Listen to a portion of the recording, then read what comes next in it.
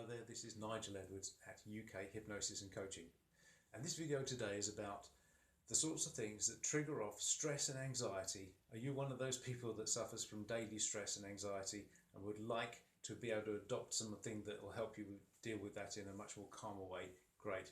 Well, this video contains a few hints and tips on how to adapt daily routines to avoid that. Now, what is stress and anxiety? There are positive versions of stress where you're extending your comfort zone, doing something you might not normally be comfortable in doing, and that sort of stress is good stress. You do need some of that to test you in life. A little bit of unexpected and unplanned things, spontaneous things in life are really good. I'm talking here about the types of stress and anxiety that cause panic attacks, that make your heart go pumping, starting to sweat and the adrenaline running and all that sort of thing. So you've got to really be able to calm that side of things down so that you can live happily, comfortably and calmly. Right, so what can we do about that? First of all, morning routine. Are you one of those people that goes immediately to your phone and looking up Facebook and the news and everything else that's going on, and that's constantly then bombarding you probably with bad news and situations to be more and more worried about? So do yourself a favour, delay getting into the social media, give yourself a chance to have some breakfast. Don't overdo it with caffeine because that tends to make the heart pump faster and harder. So give yourself a nice calm and gradual input into the morning. Plan your day. Okay, people are going to ask for loads of things outside of your plan of the day, but at least if you planned your day, what would you like to do? What do you have to do? Where are the priorities? Your unconscious mind will try and fulfill that for you. Look for the opportunities to fulfill your day that you've planned. So planning is really important. And for the evening, for the last part of the day, plan yourself the evening so that you can get a good quality and quantity of sleep. Sleep is a nutrient, so you need to really pay attention to how much benefit that is going to give you during your life. So what can you do in the evening? Reduce the late night activities on mobile phones, screen time, TVs, that sort of thing, and bad news again. So read a book perhaps. Start going away from the screens because it's this blue light that starts to impact on your melatonin levels. What are melatonin levels? That's the sort of body chemistry that leads you into sleep. They naturally rise as you get further and further into the evening. By watching screens, that reduces the amount of melatonin levels. And coffee, sugar, alcohol, those things are stimulants and they are likely to give you an interrupted sleep pattern. So coffee after a midday time-ish, probably not such a good idea. Everything in moderation, but keep things lower levels and certainly in moderation if you want to improve your sleep pattern. So a good night's sleep will make you feel more rested in the morning and less likely to be suffering from anxiety again. Sugar highs, remember, if you have a real pile-on of sugar or sugary things, it's going to have a sugar drop and a sugar low at some point. And that's where the body starts saying, oh, we're running out of sugar, we're going to die. So rather than having the big highs and big lows, even it out. Be at a lower level. Get yourself used to having lower levels of sugar, and these anxiety feelings attached to that's going to go. Okay, so you've got your morning situation, your evening situation, and your sleep sorted out. There's a bit of excess energy around sometimes, so you need to do something positive with that energy. So go and take a walk. Do something that's going to have a positive channel for that energy. And a walk outside in nature is the best possible thing you can do. Spending time in nature is really going to help with those anxiety levels. And even if you can't get into nature, looking at things that have nature in it, like pictures or something on TV that is actually related to that, gives you those calming feelings. It's much better to be exposed to nature and to the seasons, be mindful of what's going on in the outside world, taking a nice breath of fresh air, doing something like that, channeling that energy in a positive way. And if you've planned your day as well, you'll plan in some time for yourself. Don't let other people monopolize all of your time where you want to be doing something for yourself. Okay, so you can say no to people. If there are times when you have to work late and do extra work and take that on to get the job done, to be good in your job, brilliant. That has to be done, and that's good. That's some good stress. but not where it's all the time and it's constant and it's always demanded, because that becomes the norm then, and that impacts on your health. Because the moment you get stressed, your body is shutting down the digestive system and it's downgrading at least the immune system. Just as if you saw a tiger out there that was a threat to you, you would be in fight or flight mode. Your body then shuts down those important functions so that you can just get out of there. Your heart starts pumping, the adrenaline goes up, and it just shut those things down. The body doesn't know the difference between a real life threat to you or a perceived threat to you or a scary film. It doesn't know the difference. It gets the same messages if you're watching a scary film. You feel scared, your body feels scared, or if you're imagining a scenario where somebody's shouting at you, or if you do get cut up in traffic, or you're just worried about something, you're sending the same messages into your body. So the more calm you can be, the better your immune system is, the better your digestion is, so that your whole body will react in that nicer way. Be kind to yourself with your thoughts and the way you have your internal dialogue. Just as I said with sleep, you can calm your voice down, and at night time you can actually have that yawning sound in your own mental dialogue inside your head. That can bring on the onset of sleep by actually slowing it down and being more calm and actually hearing that yawning. And in other ways, you can be the perfect coach to yourself. Now, how would you speak to somebody if you wanted to be that perfect coach? You wouldn't be criticizing them and telling them off and telling them they're stupid.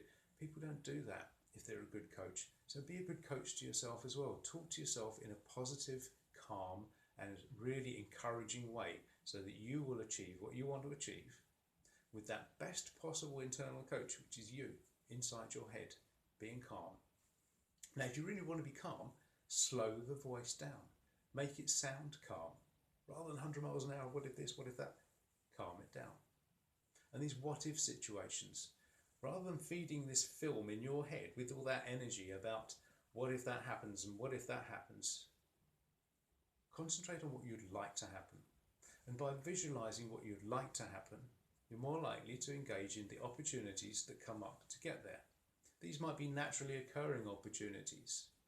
Like when you go into a car park, are you the sort of person that thinks, oh, I never find a parking space where I want one? Or are you the sort of person that says, I'm sure to find a good parking space where I want? And your unconscious mind is going to follow those instructions. If you say, I'm going to find myself a good parking space, it's going to be more aware and alert and available to the opportunities.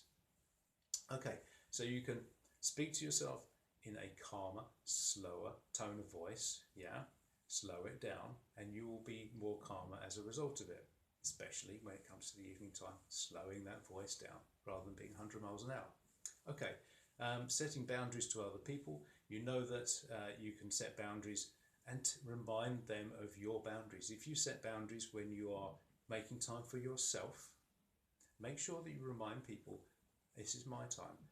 And if somebody wants you to do something, you can just acknowledge their feelings. If they're feeling anxious and they say, I'm feeling stressed and can you help with this? You can say, I can see you're being stressed, but I can't help on this occasion. Yes, there's usually occasions where you would help, definitely. But there are occasions where it really is not in your interest or favour to do so. And you just have to say, agree with the way that they are feeling, but repeat back what you've said. You don't have to get into more of an argument, more of an explanation about why you can't do this, because that just leads into a further deeper argument. Just by agreeing and repeating, you will end that conversation in a pleasant way, because you don't have to get into an argument about what if this. Okay, I mentioned what ifs. There's this scenario about what if that disaster is going to happen? What if that disaster is going to happen? All you need to do is put the word so at the beginning. So what if that happens? You can be prepared for certain situations. So you don't always have to disasterize, catastrophize every potential avenue going out, but you can say, what if that happens? Well, so what if? And that can leave you in feeling in a much calmer way. Okay, so those are some daily things to help you out. One of the things you can do in planning your day properly is, instead of looking at the big picture of something, which can be quite scary because you've got to achieve all of that and you can't categorize things out in one picture of how you're going to achieve it. So break things down into the smaller individual component parts of it. You can tick those things off to achieve the bigger picture. And that's particularly relevant when you come to celebrating your successes. So if you've got a tick list and you put things in order, then you can tick things off and celebrate each minor win. And celebrating, what does that mean? I don't know. Have a fanfare in your head. Give yourself a pat on the back. Make sure you celebrate by having a great feeling of achievement. Yeah, it's good to have achieved all of those steps on that way. And it's really important that in those feelings that you're breaking things down into individual component parts there, that you do celebrate those parts. Yeah, that's really important. Celebrate the small wins. Look at the smaller individual components of that bigger picture. Now, those are various things that will help you. Are you one of those people that have panic attacks first thing in the morning? The moment you wake up, your body's feeling scared. Your body's feeling tense and anxious, but there's nothing going on around you that's feeding that. And then you tend to lay in bed and now think about more disastrous scenarios. That's only feeding more energy into that anxiety, that panic attack.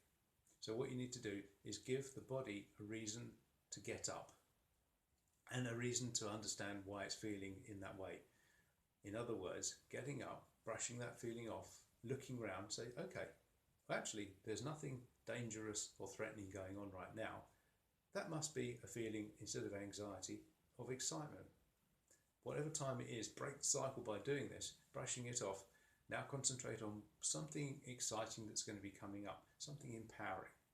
And then that gives the unconscious mind a link to say, okay, well, that feeling that we were feeling is because we're excited, not because we're anxious, and there's no threats about, so it must be okay.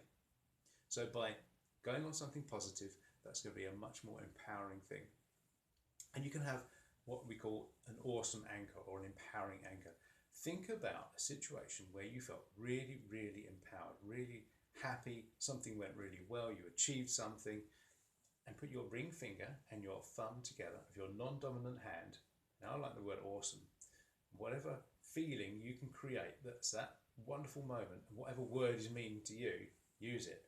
And look at that hand and say that word. Awesome. Generate that feeling inside you. And by hearing yourself saying it, by looking at your hand, and by feeling that feeling, you're engaging your vision, your auditory, and your kinesthetic parts of your submodalities there, all in one. That's a really powerful way of getting an empowered state of mind. That will give your body the answer that it's looking for. Oh, we're feeling excited rather than anxious.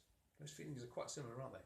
So then you're more likely to be able to go calmly and maybe go back to bed if it's too early in the morning to get up, or get up and actually get on with something and plan your day properly.